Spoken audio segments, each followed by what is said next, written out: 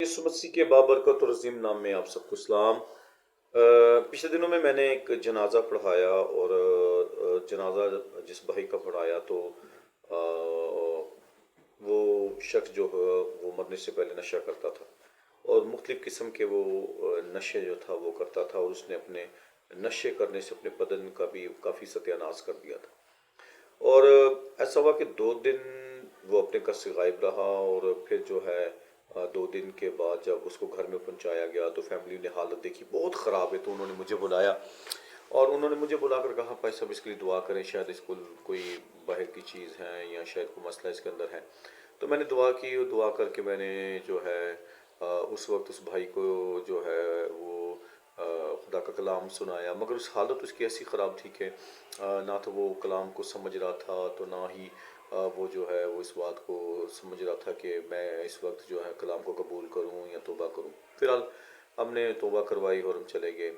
اور پھر جو ہے اگلے دن پھر جو ہے ہمیں بلایا گیا اور کہا گیا طبیعت اس کی زیادہ خراب ہے۔ تو میں جب وہاں پر گیا اور میں نے اس کو جو نا کلام سنایا، اور اس کو اس کی وقت اس بندہ اس وقت جو ہے اس کے عقل سمجھ اس کے اندر تھی، وہ دھیان سے سن رہا تھا کلام، اور خدا کا کلام اس کو جب سنایا تو اس کو پھر کہا کہ دیکھ اب یہ زندگی جو تو نے گزار دی ہے یہ تجھے جہنم میں لے کر جائے گی، اب خداوند یسوع مسیح کو تو قبول کر، یسوع کو شخصی طور پر قبول کر، اپنے گناہوں کو اقرار کر، رحم کر، خدا تجھ پر رحم کرے، فضل کرے۔ تو وہاں پر میں نے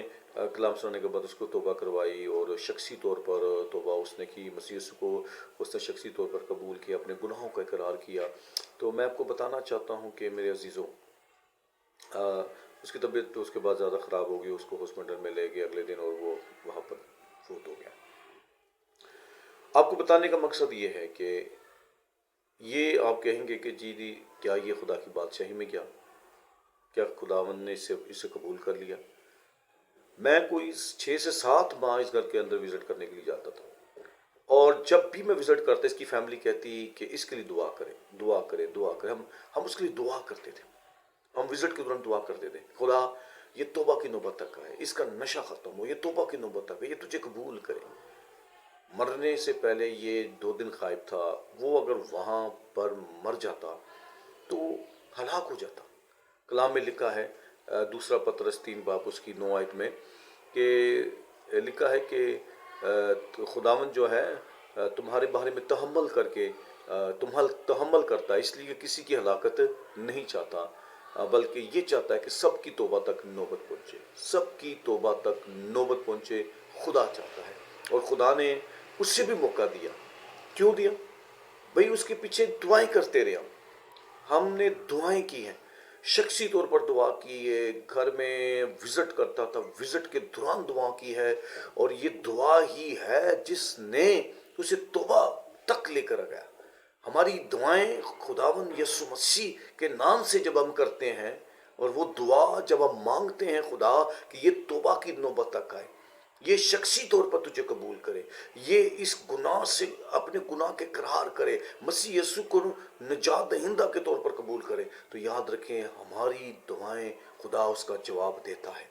اور یہ میری لیے گواہی ہے کہ میں جب اس شخص کے لیے دعا کرتا تھا، اس کے گھر کے اندر جب وزٹ جا کر دعا کرتا تھا، اس کی فیملی کے ساتھ بیٹھ کر دعا کرتا تھا، اور جب پھر خدا شخصی طور پر بھی جب اس کو اپنی دعاؤں میں یاد رکھتا تھا، تو میرے عزیزوں، میرے بہنوں، میرے بھائیوں، آپ کو بتانا چاہتا ہوں کہ خدا نے اسے ہلاک ہونے نہیں دیا۔ ہماری دعائیں لوگوں کو نجات دلا سکتی ہیں، ہماری دعائیں لوگوں کو جو ہمیشہ کی زندگی دلوا سکتی ہیں، ہماری دعائیں لوگوں کو توبہ کی نوبت تک لا سکتی ہیں۔ اس لیے ہمیں اپنے خدا کے آگے دعا کرنی ہے کہ خدا لوگ ہلاک نہ ہو،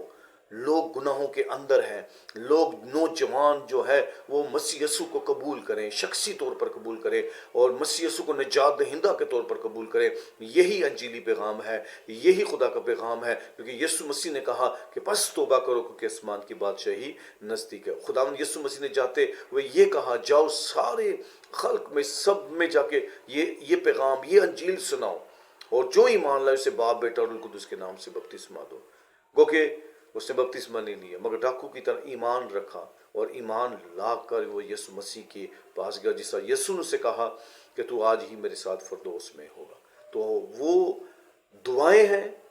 جو آج ہم ایک دوسرے کے لیے کرتے ہیں، اور اس لیے ضرور ہے کہ ہم دعا کو زیادہ اہمیت دیں، لوگوں کے لیے دعا میں بیٹھا کریں، اور ماں باپ اپنے بچوں کے لیے دعا کرے، بیوی اپنے شوہر کے لیے دعا کرے، شوہر اپنے بیوی کے لیے دعا کرے، اور اسی طرح ایک دوسرے کے لیے دعا کریں تاکہ کوئی ہلاک نہ ہو، بلکہ سب نجات پائیں اور ہمیشہ کی زندگی پائیں۔ خدا مند آپ کے ساتھ ہو۔ God bless.